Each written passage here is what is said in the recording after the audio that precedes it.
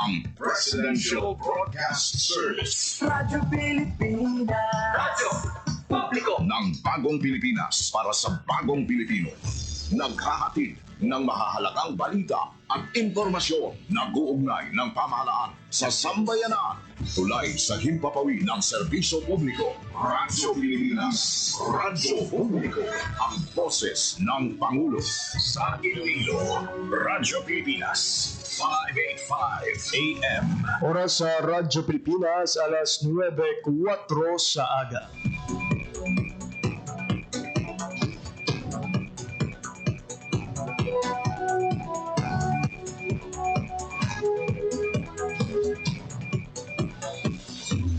Sa Western Visayas, Panay Island, na tinamaan itong island-wide blackout. Ang pagsulod mo gate sa Masin Watershed. Pinaka-purpose nila ini para sa operation nato. We have that in collaboration with the department. I am again standing up. Mapigtahan ang ila freedom of expression. Office of Civil Defense naman po. Balita, issue, kag iban pa. Diri sa Radyo Pilipinas. Radyo Publiko.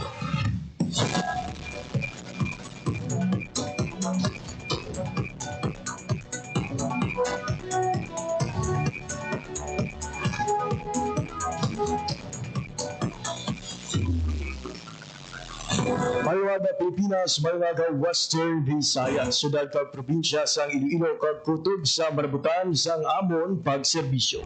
Di naman nga bahin sang kalibutan nagahatag kami sa katahuran, maayong aga, good morning sa inyong tanan. Mabiyan welcome sa isa namang edisyon sang pagpangalagad sang programa Balita, Issue kag iban pa. Adlaw kita karon sang Biyernes, thank God it's Friday, today is September 12, 2025. Mabiyan ininang ikaduha sa apatanan ka Biyernes karong nga bulan sang Setyembre tuig 2025. Manginggaw po ninyo until 9:55 in the morning. Ako ang inyo alagad, JP Herbas. Sa atong mga sukitag paramati all over Western Visayas, provinces sa Baclan, Antique, Capiz, Guimaras, kag Iloilo, subong man sa atong mga kulturan sa Negros Occidental, maayad-ayad gid nga aga sa inyo nga tanan. Ginatambal naman sa isang kamayad-ayad nga adlaw ang tanan nga mga Filipinos living abroad and overseas Filipino workers nga nagaupod sa aton nga pagpangalagad online.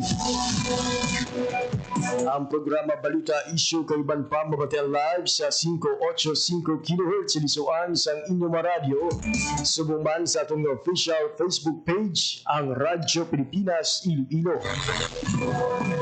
Mabiyan sa atong pagpangalagad, subong nga aga, maging kaupod naton sa hindi lamang madugay ang atong mga abyan gikan sa Sustainable Livelihood Program National Program Management Office. Agud ipakilala sa aton ang ila sinin na talana nga aktibidad sa masunod nga simana, ang Alunsina. Ano bala ang ini nga programa, ano ang katuyuan sini, sino ang makabenepisyo, kag paano bala makapalabot sang suporta sa sini nga programa. Ina ang aton nga bantayan sa indigid lamang madugay. Samtang mag-aata magita sa pila ka mga dalaguan nga balita lokal, kag subong man update sa pila ka balita nasyonal. Sa syudad sa Bacolod, isa ka dako nga sunog ang nagluntad kaina sang kagahon sa diin masobra sa 200 ka pamilya ug kun masobra 800 ka tawo ang nabalhag nga apektado. Ang dugang nga detalye sang sining nga balita bantayan sa hindi lamang madugay. Samtang sa sining oras, mag-check kita anay mga biyan sang latest update sa lakat sang panahon. Ibalo naton sa Pag-asa Iloilo ang lauman nga paniampo subong adlaw sang Biyernes, subong man sa adlaw sang Sabado kag Domingo. Sa mga kultura nato nga may mga transaksyon sining nga weekend, may mga plano nga maglagaw-lagaw, adwayhan ang manging paniampo sandigman sa latest monitoring sang Pag-asa Iloilo.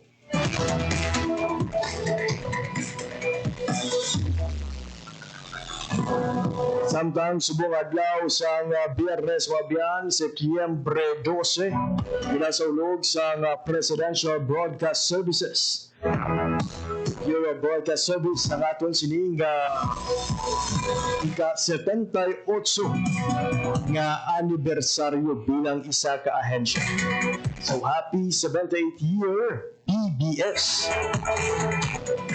Isa ka dako nga dungog ang mangin ka bahin sa sining nga bureau ag mangin ka isa sa madamo nga mga government media reporters nga nagadulong sa mga balita kag impormasyon gikan sa aton gobyerno.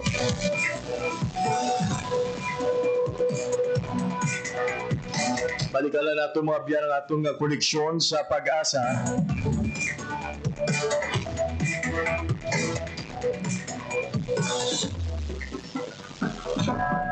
Oras sa Radyo Pilipinas, alas 9:09 na sa aga. Sa aton nga pagpanumbalik mga biyan, maging kaupod na naton ang aton nga maging bisita subong iyang adlaw. Ang mga abyan naton gikan sa Sustainable Livelihood Program, National Program Management Office. Ang ilang nga programa nga alunsina kag iban pa nga impormasyon may kang tanan sa SOP nga napatuman sang DSWD aton hibaloon pagkatapos lamang sang pila ka pahalumdom. This is a public service announcement. Discipline is the key. Umiwas sa aksidente sa daan. Ang pagmamaneho ay may kaakibat na responsibilidad, hindi basta mapaandar lang ang sasakyan. Kilatisin ang sarili, ang kahandaan sa manibela. Siguruing inyong konsentrasyon ay hindi magagambala. Importante din na ating laging isipin, init ng ulo ay huwag pairalin, bagkus kaligtasan ng lahat ang siyang dapat unahin. Isang mahalagang paalala mula sa Presidential Broadcast Service at Radyo Pilipinas, Radyo Publiko, 738.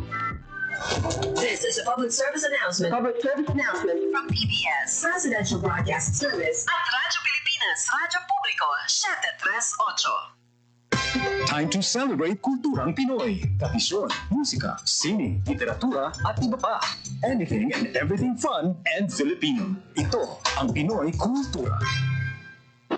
There was a time when going to the wet market, we had a durable and dependable companion, always by our side, the bayong. It is a kind of bag that is originally and proudly Philippine-made. Ginagamit natin ng madalas simula pa ng Spanish era. Our resourceful ancestors used dried leaves and wove them into bayong bags. Ang mga traditional bayong ay gawa sa buri leaves in the Visayas at pandan leaves naman sa Luzon. But these days, the materials used for making it vary from plastic to other organic materials. Ngayon, mukhang sikat na naman ang bayong bags, nationally and internationally. It was seen on New York Times Square billboards during the 2022 New York Fashion Week. Pero kahit naging sikat na fashion statement na ito, ang bayong, bit-bit pa rin lagi ng tita ko tuwing siya'y namamalengke. And why not? It's so convenient to use and an environmentally friendly alternative to plastic shopping bags. Kaya siguruhin may bayong na nakatabi para sa mga pinamili. Yan ang Pinoy Kultura because our culture is cool. Ang init! Kahit anong gawin ko, init-init pa rin. Naka-number 3 na yung electric fan at lahat. Oh yeah! Spicy. Parang pugo naman sa loob nito. Ito ang sikretong malupit. Kaya cool ka lang. Pwede palamigin ang inyong mga kwarto sa simpleng pagbukas ng mga bintana. Ngunit gumamit ng kurtina upang haraman ang mainit na sinag ng araw. Ang mga electric fan, ilagay naman din kung saan malapit ang bintana para mas umikot ang bagong hangin sa loob. Laging tandaan, sa pagkonsumo ng kuryente, you have the power. Hay, bet ko parang pantropiko. Ho-ho!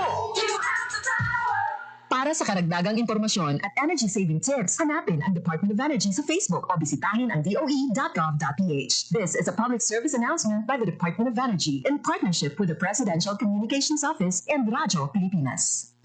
Time to celebrate kulturang Pinoy. Tradisyon, musika, sining, literatura, at iba pa.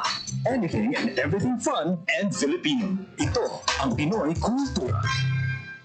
Isang nakagawian ng mga Pilipino na medyo di na natin namamasdan ngayon ay ang pagmamano sa ating mga nakatatanda. It's often part of Philippine culture, a gesture of respect that involves saying mano po, then lightly touching one's forehead on the offered hand of an elder, whether you're lola, lolo, nanay, tatay, ate, kuya, or it's practiced all year round as a form of greeting, usually upon entering an elder's house or attending family reunions. Mano na tayo next time we see our elders. Yan ang Pinoy kultura because our culture is cool. Oras sa Radyo Pilipinas, alas 9:13 na sa aga sa gapon, nagapamati ka po sa pagpakalagad sa programa Balita Issue Kagiban pa. Mabiyan, as mentioned earlier, mangingo po natin sa aton nga pagpakalagad ang aton sining nga mga bisita gikan sa Sustainable Livelihood Program National Program Management Office para ipakilala sa aton ang ilang nga programa nga Alunsina. Pero to give you an idea kung ano ba ang Alunsina, tanawin natin ang mga laragway nga nakuha sa unang leg sang Alunsina.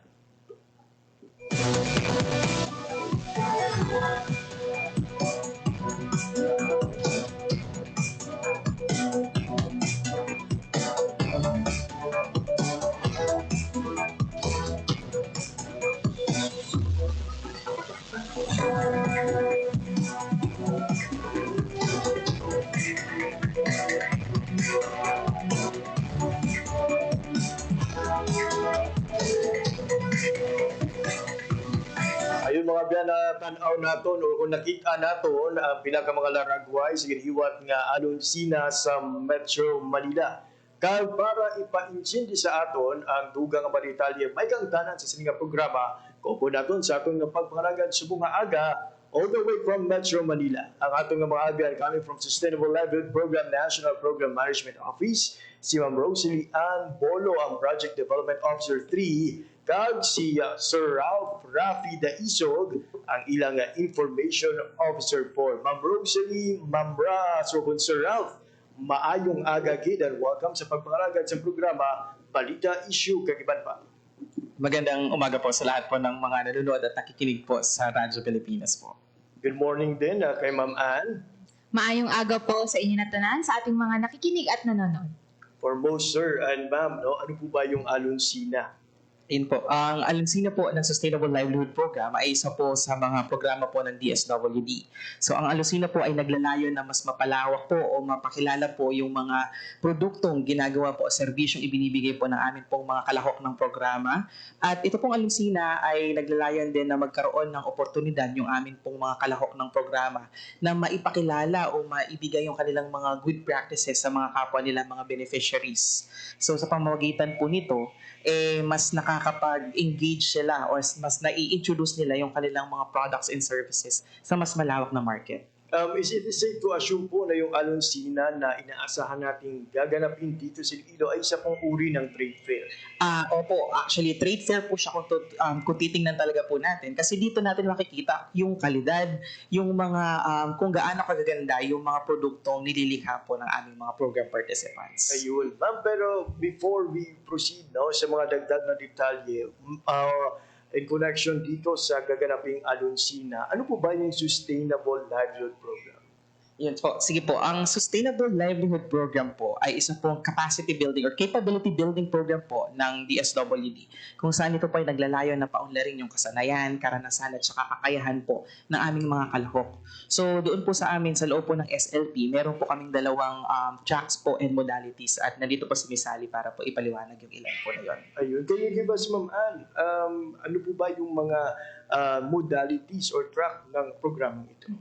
Ayun, so ang Sustainable Livelihood Program po, gaya nung nabanggit ni Sir Rafi, no? So nililinang namin yung karanasan, kakayahan ng ating mga kalahok ng programa. Yung dalawa po naming tracks or modality ay pangkabuhayan, tinatawag namin ito na micro-enterprise development track. Ito po yung track na kung saan tinuturuan at tinutulungan namin yung mga kalahok namin na makapag-develop at makapag-tayo ng kanilang mga napipiling negosyo. No? Ang pangalawa naman po naming modality is tinatawag namin na employment facilitation o EF Track, ito naman po ay tinutulungan namin yung mga kalahok sa pagsisimula naman ng kanilang trabaho. Yung mga meron pong guaranteed employment na binibigyan namin sila ng mga financial na tulong para maasikaso nila yung mga requirements, yung common basic requirements na kinakailangan kapag ikaw ay nagsisimula sa iyong pagtatrabaho. So yun po yung dalawa naming modalities. Ayun, hindi lang pala ito pangkabuhayan, kundi panghanap buhay rin or hindi lang negosyo, kundi trabaho rin ang din. tulot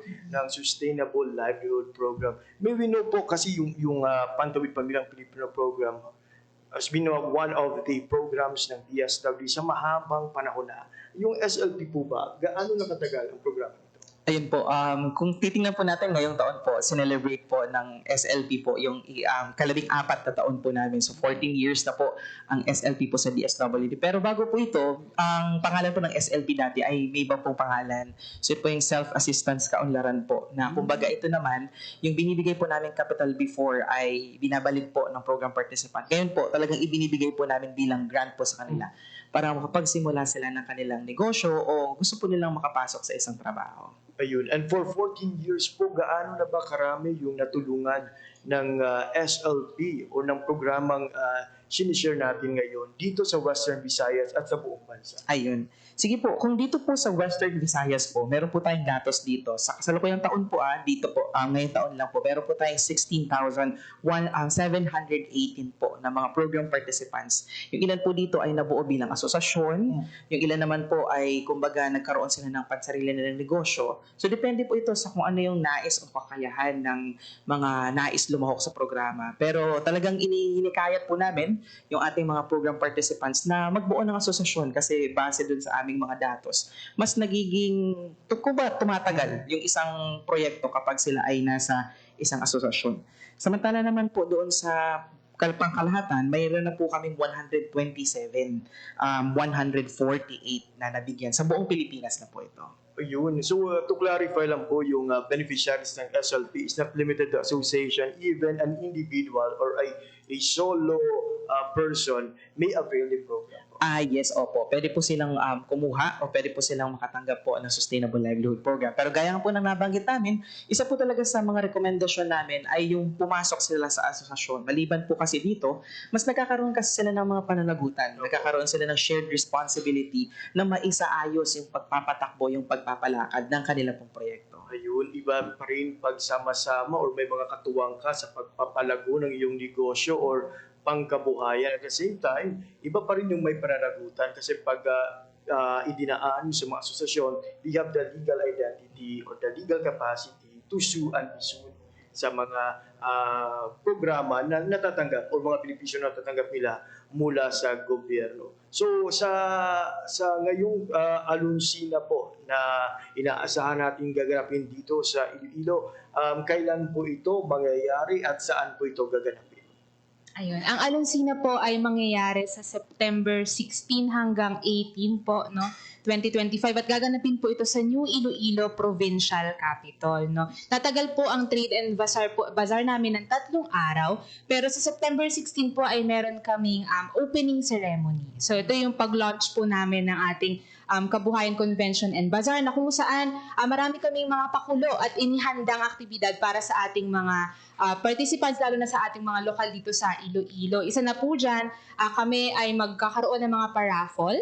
Ayan, na kung saan maaari po kayong manalo ng mga local products na galing din sa aming mga bazaar booth. Dahil ang Alunsina, it's a national event. Gaganapin siya sa Iloilo pero kapag punta mo doon, para ka na rin nakalibot sa buong Pilipinas. Dahil yung mga bazaar booth po namin ay galing sa 18 regions from all over the Philippines. So you can buy a product na from Caraga, from Cordillera Administrative Region. So makikita niyo po doon yung mga pinagmamalaking mga produkto ng aming mga kalahok sa iisang lugar lang. At yun ay matatagpuan niyo po sa New Iloilo Provincial Capital. At yun, pwede kayong manalo kapag kayo ay bibili ng worth 500 pesos na purchase. Pwede kayong makakuha ng mga raffle ticket. O kaya naman, kung makakapag-selfie kayo, tapos ipopost nyo na nandun kayo sa bazaar, tapos sa Facebook ipopost nyo, pwede rin po kayo makakuha ng raffle ticket. And then doon din po, sa September 16 namin i-announce yun. So, pwede kayo makakuha ng mga freebie po doon. Depende po yun sa number nung inyong mga mapapurchase na produkto. Yun po. exciting naman yun, Ma'am Sally, to think na meron pang papremyo just by visiting the bazaar or the trade bazaar ng programang ito. May we know po, do you have the numbers? Ilan po yung inaasahan nating sasali for this Aluncina dito sa Iloilo?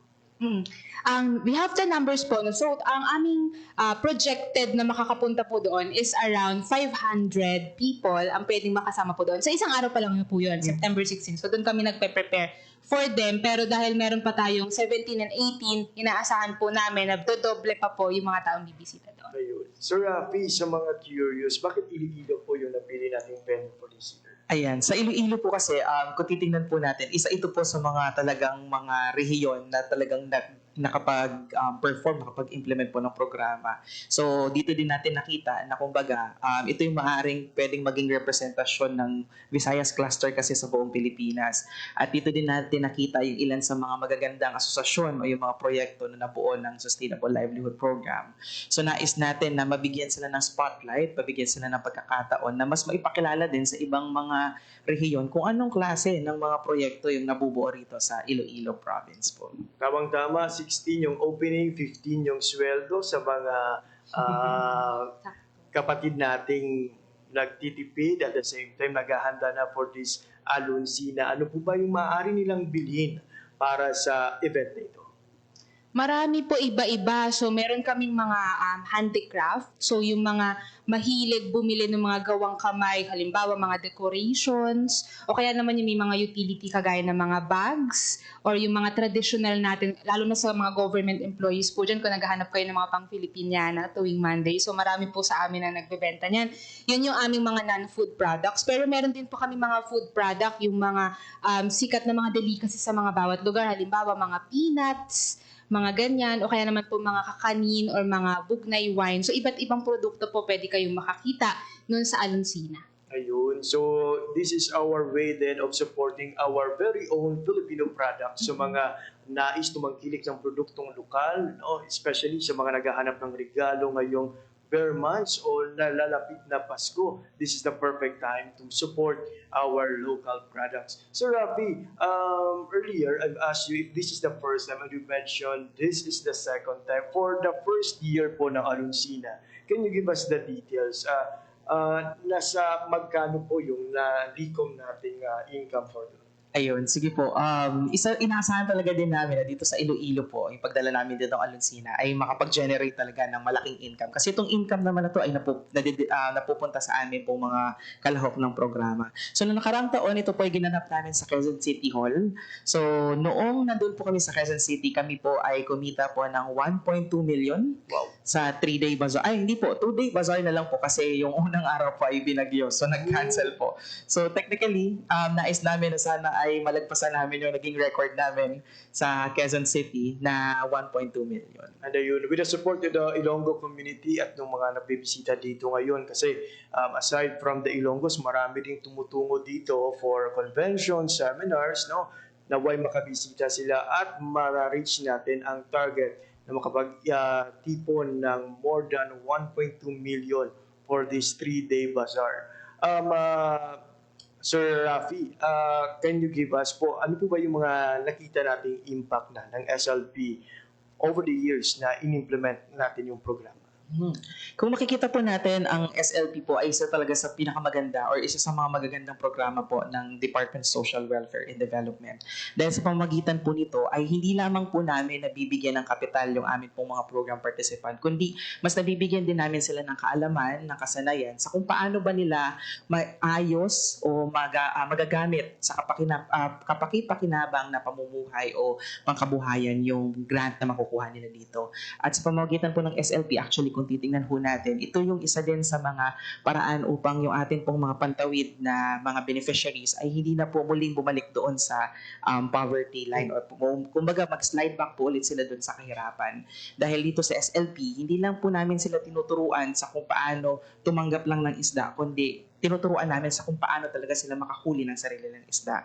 So, sa pamamagitan nito, mas nabibigyan natin sila ng sapat na kakayahan ng kapasidad, mas napapalawak natin yung kaalaman nila na hindi lamang kumbaga dapat umaasa tayo doon sa tulong na naibibigay ng gobyerno, kundi yung tulong na naibigay natin ay dapat nating mapalago, na dapat natin ay mapagyapong upang sa mga susunod na bukas ay hindi na nila kailangan pang humintay o maghintay pa ng tulong mula sa gobyerno, kundi sila na po mismo yung nagkakaroon po ng source of income upang matugunan nila yung kanilang mga pang-araw-araw na pangangailangan. With more than 100,000 po na beneficiaries natin na tinutulungan under this program, meron po ba kayong mga success stories na marirecall ngayon na maaaring kapulutan ng inspirasyon at aral ng iba pang mga nagnanais na sumali for this program?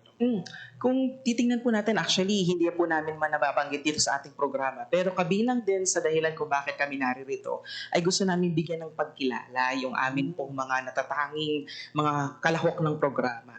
So dito po makikita natin kung sino talaga yung mga talagang tanyag o kung baga yung talagang nag-excel doon sa mga nais hanapin ng programa sa kung paano namin masusukat na talagang matagumpay yung isa naming program participants. So ito po yung amin pong programa na tinatawag naman pong Gawad Sulong, kung saan ay dito nga po namin makikita kung sino yung mga magagaling na mga kalahok namin.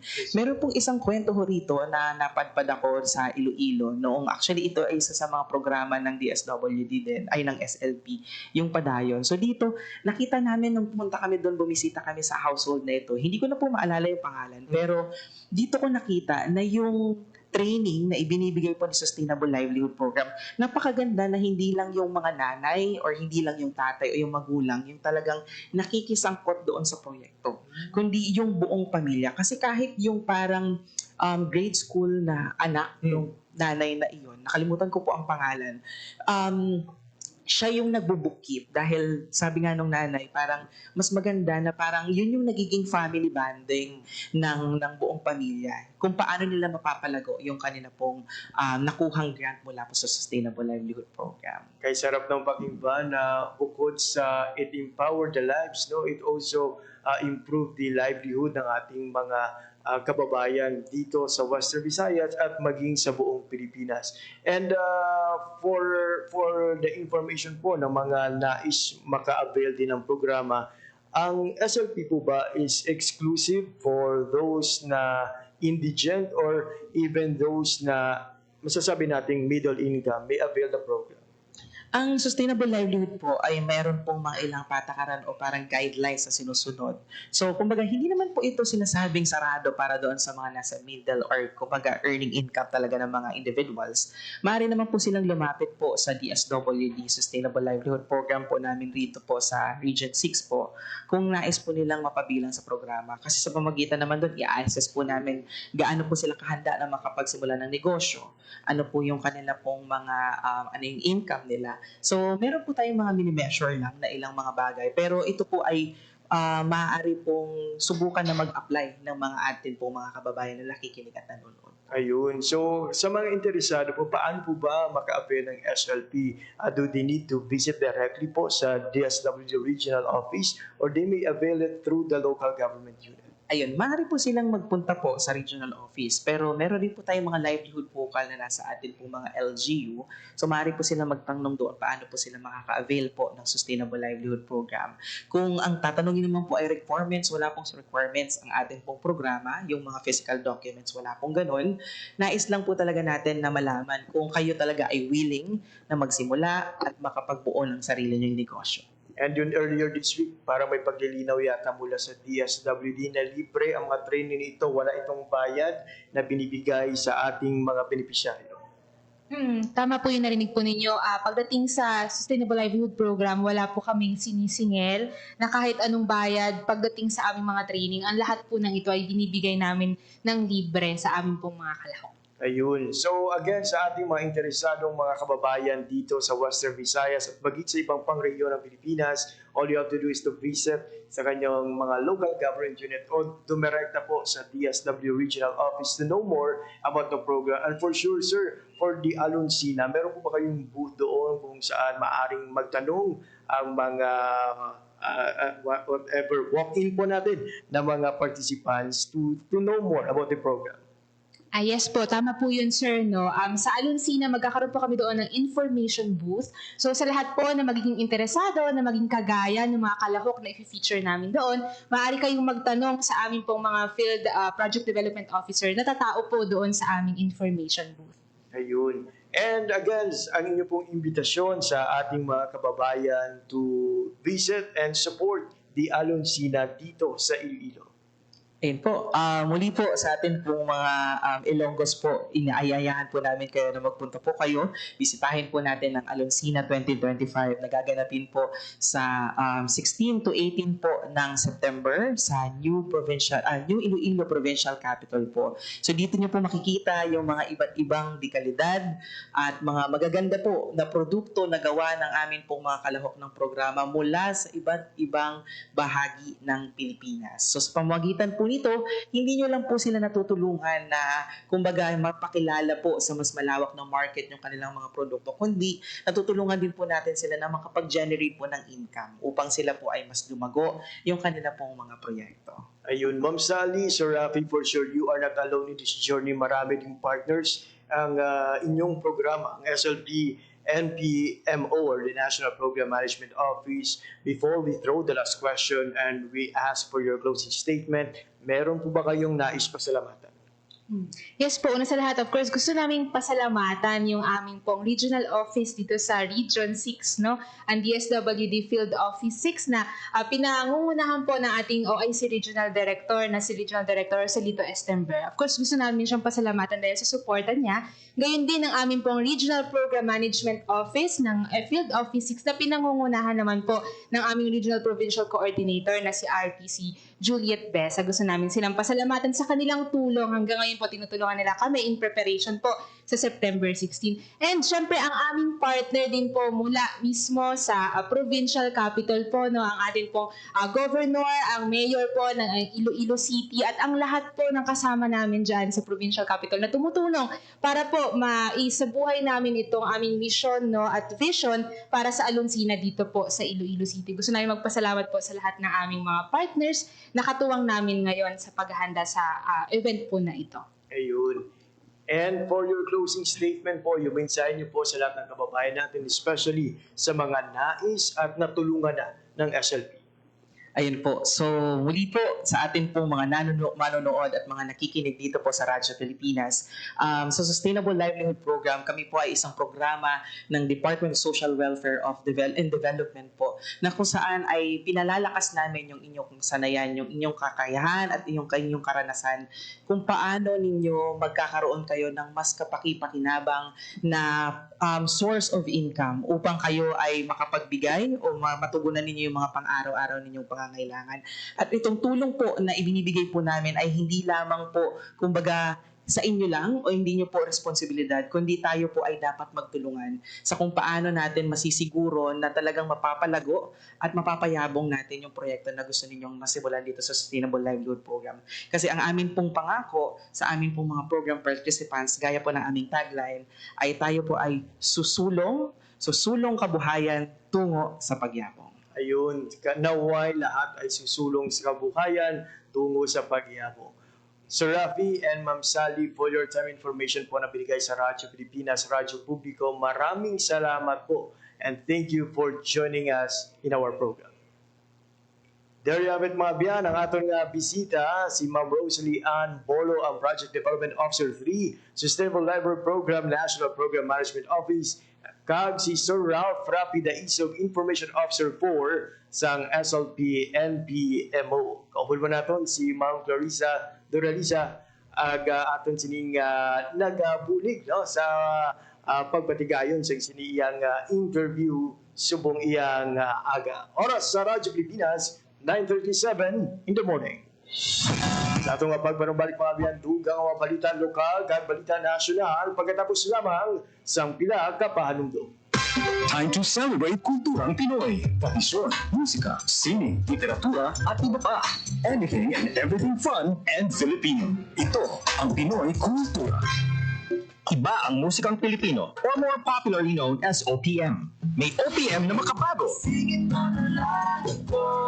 May OPM na makaluma. Sandal mo sana sa May OPM na rap.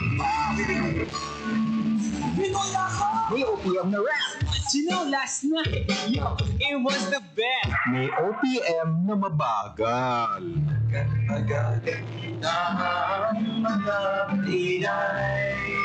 May OPM na mabilis. May OPM na Tagalog.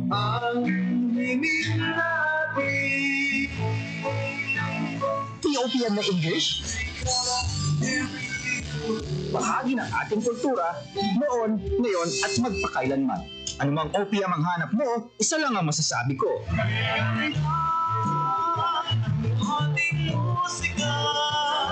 Yan ang Pinoy kultura because our culture is cool.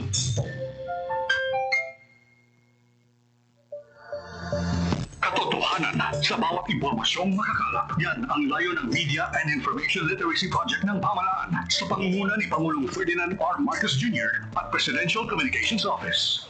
What we are fighting for is the truth. Because the very first casualty of all of these sometimes sinister, sometimes just mistaken, misguided activities, the first victim, the first casualty is the truth. Positibo naman ang pamahalaan na sa pamamagitan ng kampanyang ito ay magiging mas mapanuri at mabusisi sa pagkilatis ng impormasyon ang bawat Pilipino.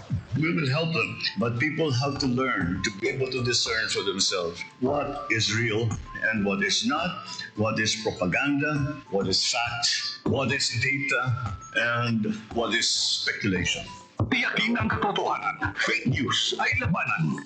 Isang mensahe mula sa Presidential Communications Office at Radyo Pilipinas. Time to celebrate kulturang Pinoy. Tradisyon, musika, sine, literatura, at iba pa. Anything and everything fun and Filipino. Ito ang Pinoy Kultura. Sigaw ng mga debotong Katoliko sa tuwing pista ng Sinulog, Pit Señor or Viva Pit Señor, which means Call on Señor Santo Niño, the Holy Infant Jesus, or Hail Lord, listen to our prayers. In 1521, Portuguese explorer Ferdinand Magellan arrived in Cebu to spread Christianity. He handed the image of the Christ child or Santo Niño to Raja Humabon, who got baptized as King Carlos and his wife Queen Juana. Nagsimula ang pista ng Sinulog taong 1980 sa Cebu upang parangalan ang mahal na Santo Niño. Ang Sinulog ay nanggagaling sa salitang Cebuano, sulog, na ibig sabihin agos ng ilog sa Cebu, kung kaya't ang Sinulog dance ay atras abante. Tuwing ikatlong linggo ng Enero, isang babaeng bihis rin na Juana ang umiindak hawak ang imahe ng Santo Niño sa magarbong parada ng Sinulog. Pinaniniwala ang milagroso ang Santo Niño at nakapagpapaalis ng masamang espiritu. Come to Sinulog Festival and see for yourself. You'll be amazed with the colorful and intricate costumes of performers. Yan ang Pinoy Kultura because our culture is cool. Time to celebrate kulturang Pinoy. Tradisyon, musika, sine, literatura, at iba pa. Anything and everything fun and Filipino. Ito ang Pinoy Kultura. How could you ever forget the magical feeling that courtship or panliligaw brings in your younger years? High school life, for my high school life, every memory kay ganda. Nandiyan yung itutulak ka ng tropa whenever your crush passes by. Ang saya ng high school, 7 years in high school, di na mapapantaya. Then you start sending her love letters and flowers at paminsay maglalakas loob ka to ask if you could walk her home. And it doesn't end there. May sayawan o disco pag birthday ng barkada and you get to see her there too. Till I met you. Kikiligin ka pag sumayap ni crush. Yayaan yung sumayaw pag tugtog ng pinakahihintay ng love song. And that evening seems so perfect. Parang kayo lang ang tao sa dance floor. I love you more each day. Oh, the beauty of courtship in Pinas. Yan ang Pinoy Kultura because our culture is cool. Oras sa Radyo Pilipinas, alas 9:42 sa aga. Sige hapon, nagapamati ka mo sa pagpapalagad sa programa Balita, Issue, Kagiban pa sa Radyo Pilipinas, Radyo Publiko. Radyo Pilipinas. Radyo Publiko. Radyo Pilipinas. Okay mga biyan, sa subong adlaw siyang Biyernes, Setyembre 12, ato nga ginasulog ang ika-78 na anibersaryo sa Presidential Broadcast Service, Bureau of Broadcast Services kung PBS-BBS, ang Bureau nga ginapaidaluman sang Radyo Pilipinas, Radyo Publiko. Sa mga nakaupod sang PBS-BBS sa 78 katuig nga pagpangalagad sini sa kahinan sa imo nga nagpamati ka nagpabati sang imo nga istorya, madamo gid ka salamat. Gabay nga sa masunod pa nga mga tinuig, lupod kita gihapon.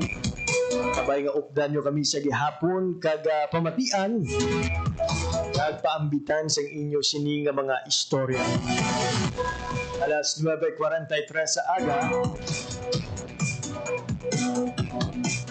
sa aton iban pa nga mga balita, naglabot sa masobra 200 ka pamilya o kung 800 ka tawo ang apektado sa sunog sa barangay 27 o barangay 27 Bacolod City kainasang Kagahon. Sulod kay Bacolod City Mayor Carrega sa Tayad Gilayon nga nagpalabot sa pauna nga bulig ang lokal nga panguluhan sa syudad sa mga nasunugan. Ginpa siguro man sa alkalde ang gilayon nga pagsugod sa pagproseso para sa dugang nga bulig halin sa city government. Nagpasalamat man si Mayor sa Taya sa mga firefighter volunteer kag tanan nga nagbulig para sa mapektadong pamilya.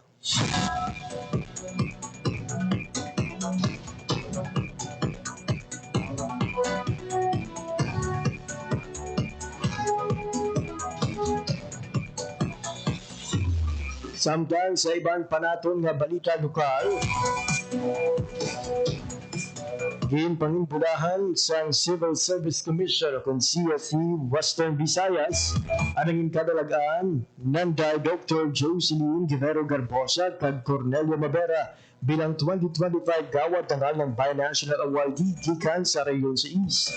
Si Dr. Garbosa is a Master Teacher 1 sa Department of Education Schools Division of Capiz. Samtang si Mabera ang Administrative Aid 6 sa Department of Science and Technology 6. Si Garbosa ang nagpanguna sa pagsaylo sa Rojas National High School bilang isa ka farm school na nagresulta sa pagbukas sa mga programa sa agrikultura, pagnegosyo, literasiya, kag teknolohiya nga nagpabaskog sa mga estudyante nga panay Bukidnon. Magluwas naman sa pagpangalagad bilang driver, si Mabera ang nagabulig sa ahensya pinaagi sa paggamit sa iya nibaluan sa vehicle maintenance. Bangod sa iya sining pagbulig apply sa iya sining knowledge sa vehicle maintenance na siguro siyang ahensya ang uninterrupted operation. Naglawig man ang lifestyle o kung lifespan sa mga service vehicle dahil nakatipid ang ahensya sa kapin 100,000 ka pesos. Samtang sa PSA o kung Philippine Statistics Authority, nagpanumpan na bilang full-fledged regional director sa PSA Regional Services Office si Director Nilida Amular. Si Director Amular ang nagpangalagad bilang Officer in Charge kung OIC Regional Director sa PSA humalin sa Enero 7. Kag sa iya pagpungko bilang full-fledged director, ginalauman ang padayon nga pagdulong sa dekalidad nga serbisyo sa PSA 6, partikular sa pagtipon, pagtuon, kag pagbalhag sa mga labing importante nga istatistika sa pungsod.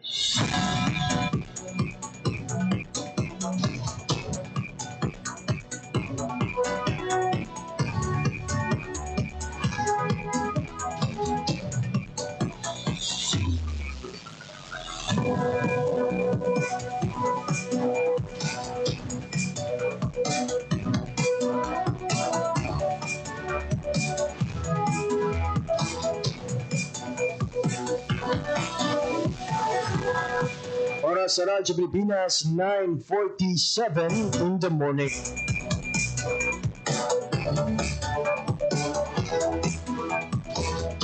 Huwag natin nga malabot ang Pag-asa Iloilo to check sang latest updates sa lakat sang panahon. Kagano ang mangin panyan po sa adlaw sang Sabado kag Domingo.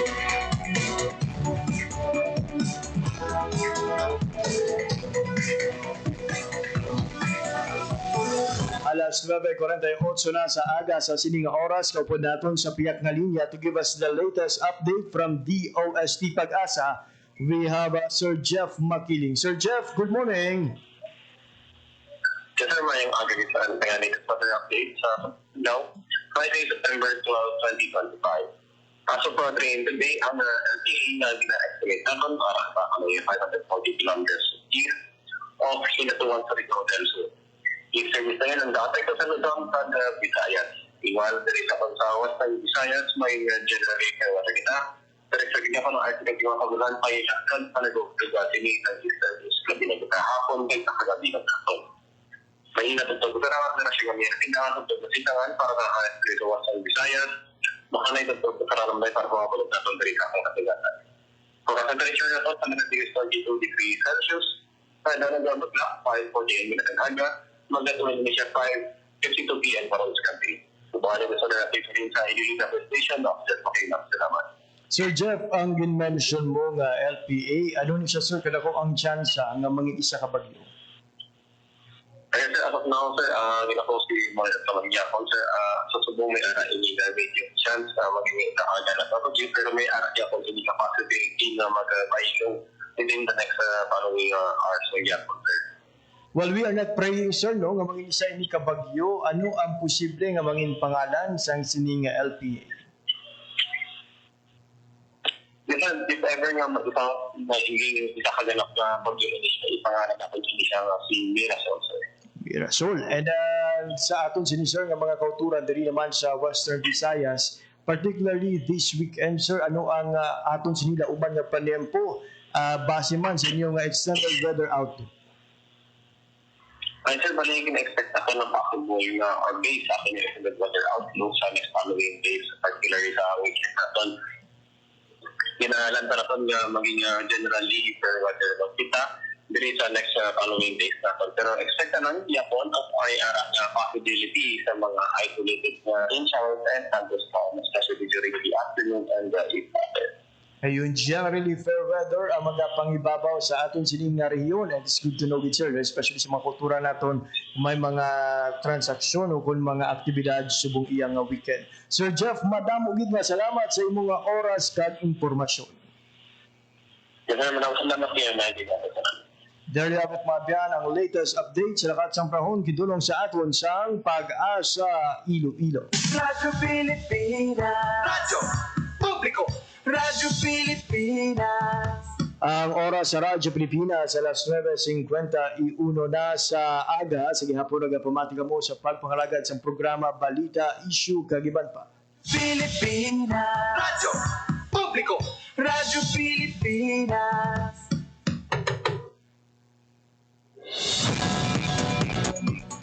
May biyang sa dig sa interview sa boses ka Department of Energy All Industry Management Bureau Director Attorney Rino Abad. Ka-eksperyensya sang dugang saka sa presyo sa produktong petrolyo sa masunod nga simana sa digman sa apat kadlaw nga trading sa mean of Brent sa Singapore. Kag dugang sang opisyal himo nga maglubok kung magtaas ang pagtansya sang sining presyo depende sa resulta sang trading subong adlaw. Kinapanan-aw nga magadangat sa kapin 0.3 pesos per liter ang presyo sa kung change sa gasolina. Samtang 0.10 pesos per liter naman ang ginapananaw nga changes sa kerosene. Sa diesel, mahimo nga magdugo o kung magtaas depende sa ulihing trading subong adlaw.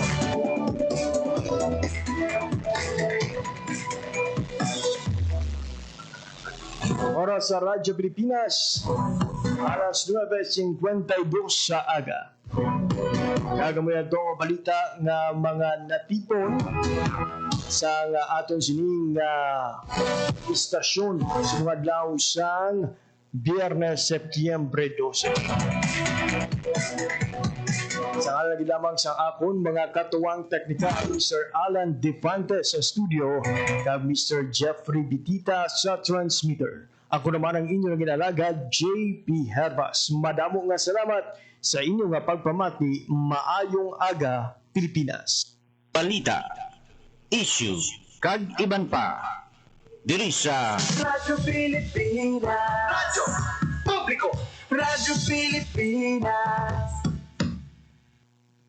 Ang inyong tulay sa himpapawid ng serbisyo publiko, ang Presidential Broadcast Service, Radyo Pilipinas, Radyo Publiko. Radyo Pilipinas. Radyo Publiko.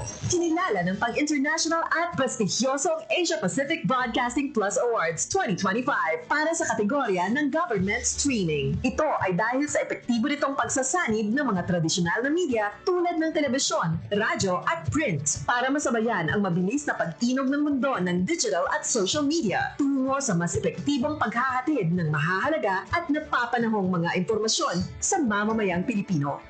Kinilala rin ang Radyo Pilipinas dahil sa patuloy na pag-akyat ng rating. Ngayon ay matatag sa pang-4 na pwesto sa Mega Manila ayon sa pinakahuling Nielsen Radio Audience Measurement Survey. At sa social media, nakamit ang mahigit 2,000% pagtaas ng bilang ng mga sumusubaybay sa Radyo Pilipinas page sa unang bahagi ng 2025. Patunay ito na ang inyong Radyo Pilipinas Radyo Publiko ay tunay na kaagapay ng inyong pamahalaan sa paghahatid ng serbisyo sa mga mamamayang Pilipino. Mula sa aming lahat, sa ngalan ng inyong pamunuan at mga kawani ng Presidential Broadcast Service, kasama ang inyong mga himpilan ng Radyo Pilipinas sa buong kapuluan. Maraming salamat po sa inyong lahat, sa inyong pagtangkilik at pagkilala. Radyo Pilipinas. Radyo Publiko. Radyo Pilipinas. Radyo Publiko. Radyo Pilipinas.